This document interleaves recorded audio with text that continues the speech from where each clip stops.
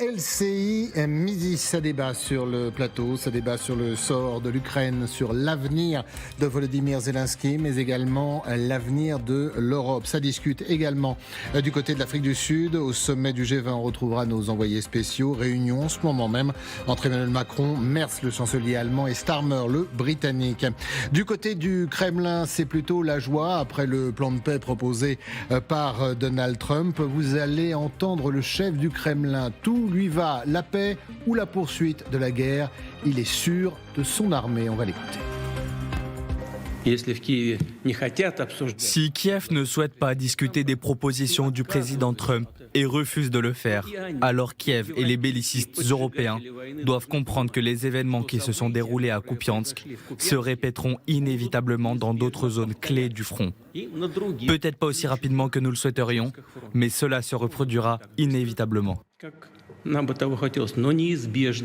Et dans l'ensemble, cela nous convient, car cela permet d'atteindre des objectifs de l'opération militaire spéciale, par des moyens armés, à travers un conflit armé.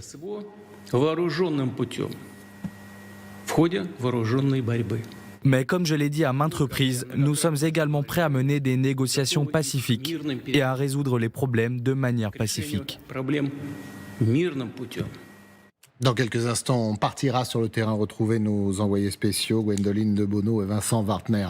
Situation, bien évidemment, du côté ukrainien, de l'armée ukrainienne. On écoutera aussi quelques soldats russes dans cette région de Kupiansk. Général, avant cette déclaration d'un Vladimir Poutine qui n'en demandait pas tant. Ah bah oui, quand on lit les 28 points tels qu'ils apparaissent dans les différentes déclarations, c'est tout bénéfice pour la Russie, c'est très clair. Alors la question est de savoir, est-ce que c'est un plan imposé dans son intégralité ou si ça doit faire l'objet de négociations ? Je pense que oui, évidemment, parce que pour l'Union européenne, il y a beaucoup de choses inacceptables, rien que pour l'Union européenne. On ne parle pas uniquement de l'Ukraine.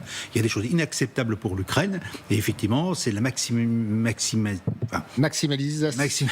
Vous l'avez dit, je n'irai pas plus loin, par Donald Trump des avantages donnés à la Russie. C'est flagrant. Alors maintenant, est-ce qu'on peut croire en ce plan de paix dans sa réalisation ? Zelensky était très clair hier. Les Européens ont été globalement très clairs aussi hier. Et aujourd'hui, est-ce qu'on peut laisser Donald Trump régler cette affaire-là uniquement avec Vladimir Poutine ? Alors je ne suis pas certain que Vladimir Poutine doit être enthousiaste quand même autant qu'il le présente à Moscou. Parce que c'est une énième proposition où il a tous les avantages obtenus, il obtient tous les avantages et qui ne se réalisent pas, qui pourraient ne pas se réaliser. Nous sommes dans cette situation-là. C'est pas la première fois que tous les avantages sont donnés à Vladimir Poutine. Là, c'est tellement énorme, ces 28 points, on voit mal comment ça puisse être accepté. Maintenant, la conséquence, mais ça on le dit depuis des semaines, quel que soit le contexte, la guerre va continuer. À moins que le front s'effondre. Ce à quoi je ne crois pas encore à date d'aujourd'hui. C'est pas parce qu'il y a des villes qui vont être prises et qui ne le sont pas encore totalement que ça va modifier profondément, je dirais, le cours de la guerre maintenant. Maintenant, je pense qu'on est bien parti pour la guerre en 2026, sinon même en 2027. Et moi, je pose une question. Est-ce que l'Europe est prête à payer tout ce dont a besoin l'Ukraine pour se battre? Et c'est peut-être la vraie question. Alors, on y reviendra sur cette question parce qu'elle est primordiale, bien évidemment, et c'est là où ça coince. Vous parliez de ces villes, on parlait de Kupiansk. Regardez ces images, parce que c'est également cette guerre une bataille d'images. Les soldats russes qui infiltrent cette ville stratégique. Et puis, il y a ces drapeaux. Alors, ils sont brandis, retirés, rebrandis. On va écouter, si vous êtes d'accord, un soldat russe. Il parle de cette stratégie aujourd'hui voulue par Moscou. La ville de Kupiansk est libérée, la victoire sera nôtre. Le 121e régiment de fusiliers motorisés de la 68e garde de la 6e armée a héroïquement pris Kupiansk. Et on va retrouver Gwendoline Debono et Vincent Wartner sur le terrain en Ukraine parce que cette guerre pèse sur les troupes ukrainiennes. Et autant le dire, la situation est également très très compliquée. Les Russes en profitent et les Américains le savent. Alors d'abord, il y a la configuration du front qui pose de grandes difficultés. Il n'y a plus de ligne zéro, il y a un ensemble de kill zones, de zones de la mort. Alors ce sont des secteurs où tout est contrôlé par drone, 24 heures sur 24. À partir du moment où le drone de reconnaissance repère une position, eh bien la frappe de drone kamikaze suit en moins de 2 minutes. Ça, c'est très clair quand on est sur le front. Russes et Ukrainiens tiennent les positions par groupe de 2 ou 3 hommes, jamais plus. Et pour avancer dans ces conditions, eh bien il n'y a pas 36 solution, il faut pouvoir perdre des hommes. La Russie a la masse pour le faire et elle ne s'embarrasse pas de la vie de ses soldats. Pour l'Ukraine, c'est impossible et c'est ce qu'on voit dans la ville de Pokrovsk, mais également dans la ville de Kupiansk, dont la Russie revendique le contrôle. L'Ukraine a un manque de réserve. Le pays n'a pas recruté assez d'hommes depuis le début de la guerre, mais il y a aussi, et ça on l'a constaté, un manque de drones, notamment les drones à fibre optique qui ne peuvent pas être brouillés.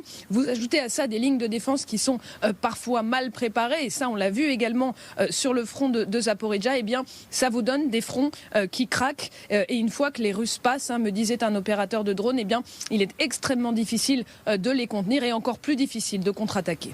Merci beaucoup Gwendoline et merci à Vincent Wartner qui vous accompagne. Le président Volodymyr Zelensky est bien conscient de cette réalité, du poids des Américains, de la pression des Russes et peut-être aussi de l'absence de ses alliés européens. Voilà cette confession, cette confidence faite hier. L'Europe et le monde entier doivent comprendre une autre vérité. Les Ukrainiens sont avant tout des êtres humains et nous repoussons depuis près de 4 ans l'une des plus grandes armées du monde dans le cadre d'une invasion à grande échelle. Nous tenons une ligne de front de plusieurs milliers de kilomètres et notre peuple subit chaque jour des bombardements, des frappes balistiques et des attentats suicides. Chaque jour, notre peuple perd des êtres chers et notre peuple souhaite vraiment que la guerre prenne fin. Nous sommes bien sûr faits d'acier, mais aucun métal, même le plus résistant, ne peut résister indéfiniment. Caroline Tominé, il dit beaucoup de choses dans ses mots, le président ukrainien. Même si vous êtes valeureux, même si vous faites face à l'une des plus puissantes armées du monde, vous ne pouvez le faire qu'avec vos moyens, surtout quand vos partenaires vous lâchent. Il ne s'agit pas de les lâcher, parce que l'Ukraine aujourd'hui est un rempart.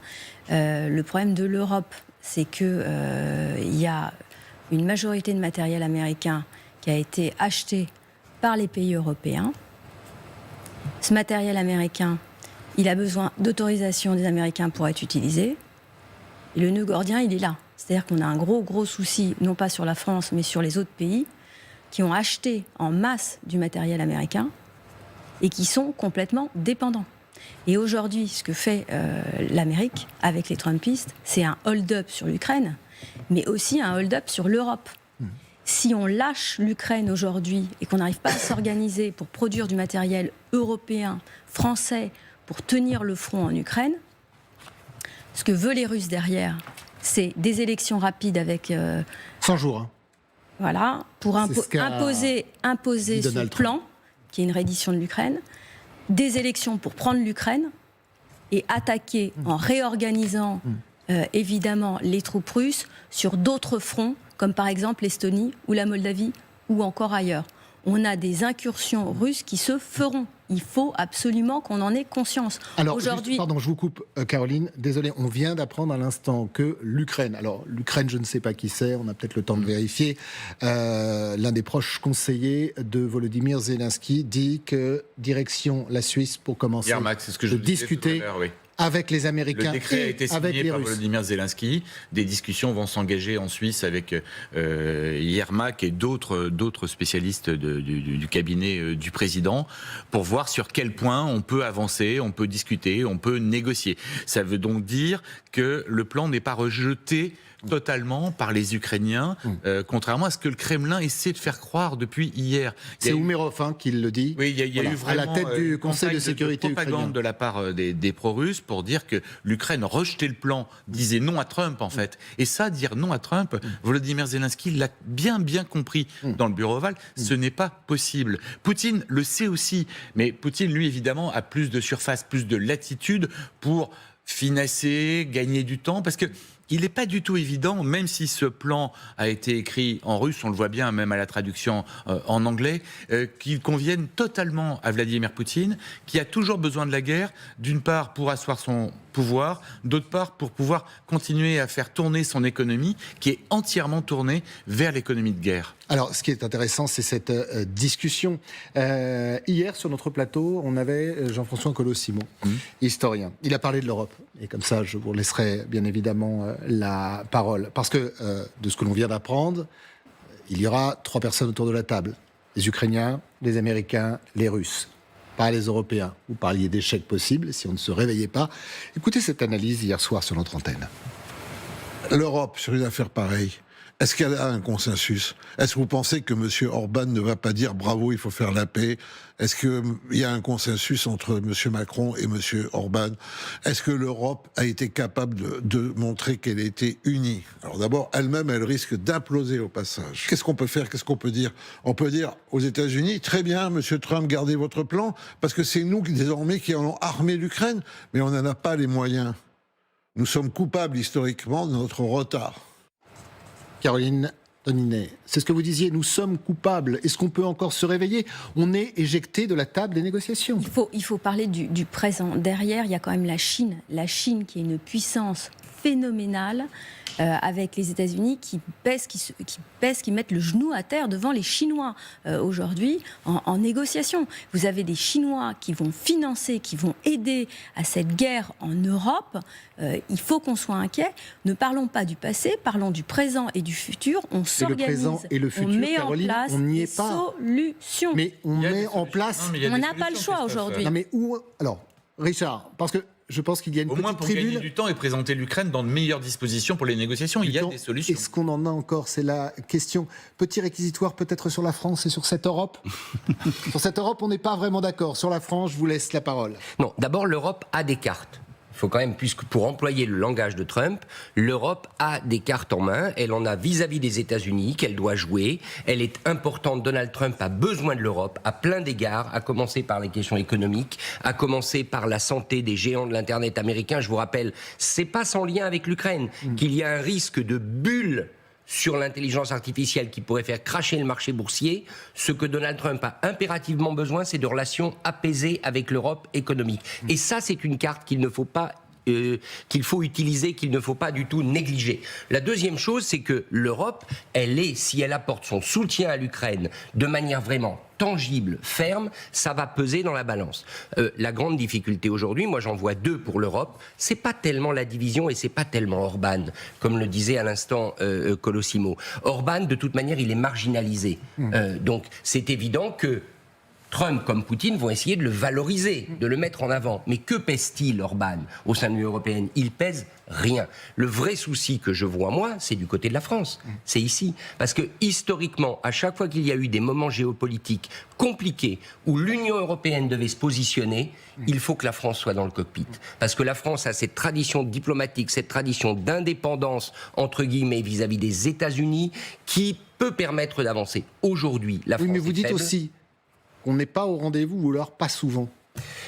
On l'a été dans le passé, on l'a été sur un certain nombre de sujets, quelquefois avec retard, mais on a rattrapé le temps perdu. Je pense que sur l'Ukraine, par exemple, il faut bien reconnaître que l'Europe a été au rendez-vous. Quand la Russie a agressé l'Ukraine, l'Europe s'est ralliée. L'unité européenne a été au rendez-vous. Rappelez-vous ce qu'on prédisait il y a 2 ans, 3 ans. On prédisait que l'Union européenne quasiment se disloquerait à cause de l'Ukraine. Ça n'a pas été le cas. Elle a des cartes en main.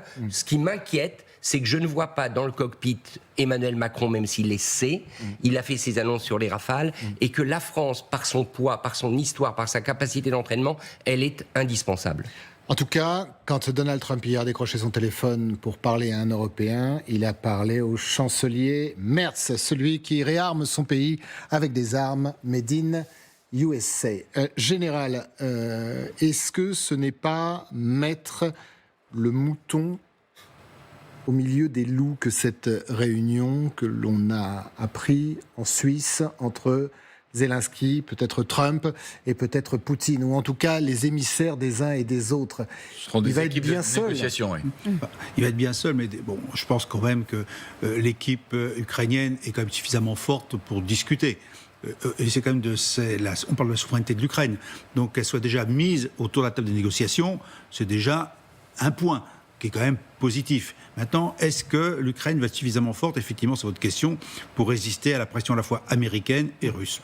Difficile à dire. Moi, ce que j'ai entendu dans le discours de Zelensky hier, quand même, et ça a été remarqué par d'autres, c'est que quand même, il laissait une petite ouverture vers les négociations, parce que, en gros, il pose la question indirectement, est-ce qu'on va être capable de tenir encore longtemps?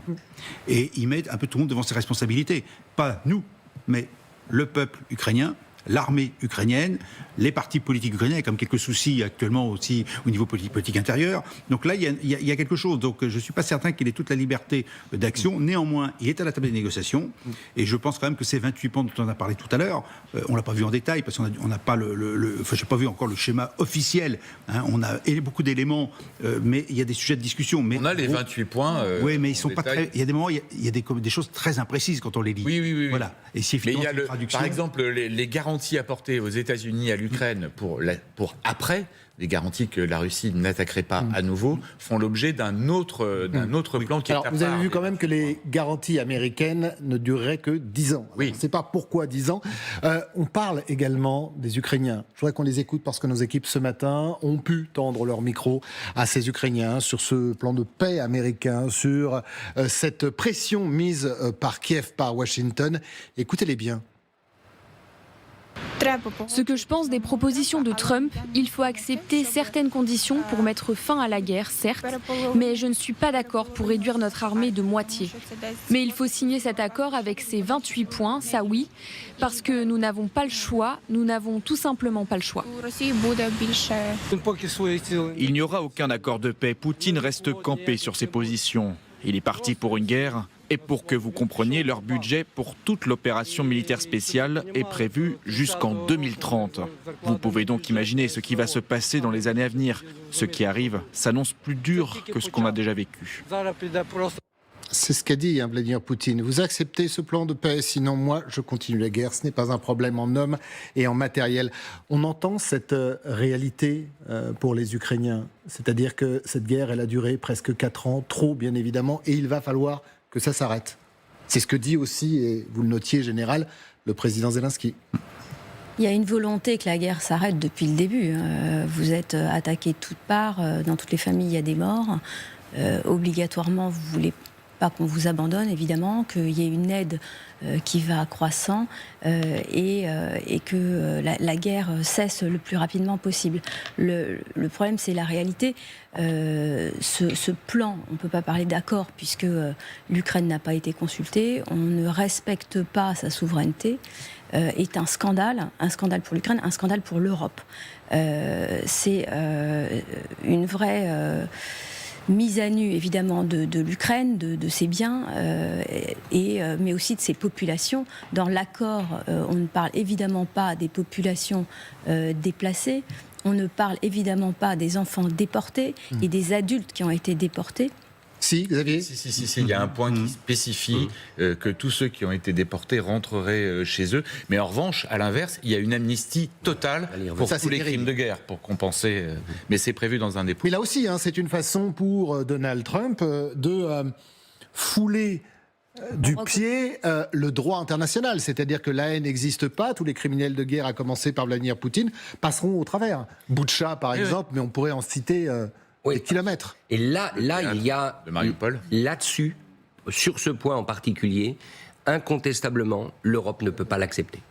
Ça, c'est très clair. Les Européens ne peuvent pas accepter de valider, de signer au bas de la page d'un accord de paix qui prévoirait l'amnistie complète pour les crimes de guerre. On est bien d'accord que Trump n'en a que faire. Ils ne signeront pas s'il n'y a pas l'amnistie. Alors, Trump n'en a que faire de ce droit international. On le voit chaque jour. Oui, mais pour les Européens, là, ça va être un point absolument essentiel parce que les Européens sont tous signataires de la Cour pénale internationale, sont tous impliqués et concernés par les poursuites qui sont en cours. Et vous imaginez le blanc-seing, le feu vert que ça donnerait à tous les régimes de la planète désireux d'agresser leurs voisins. Donc là, moi, je vois un nœud tout aussi important que la question militaire sur le terrain en ce qui concerne l'Europe. Ouais, on parle de déportation, crimes de guerre, Boutcha, évidemment. Je rappelle qu'on n'a amnistié personne lorsque les Balkans se sont décomposés et lorsque la guerre de l'ex-Yougoslavie s'est terminée avec les accords de Dayton, vous savez qu'ils ont tous fini en prison à Scheveningen, au nord de La Haye.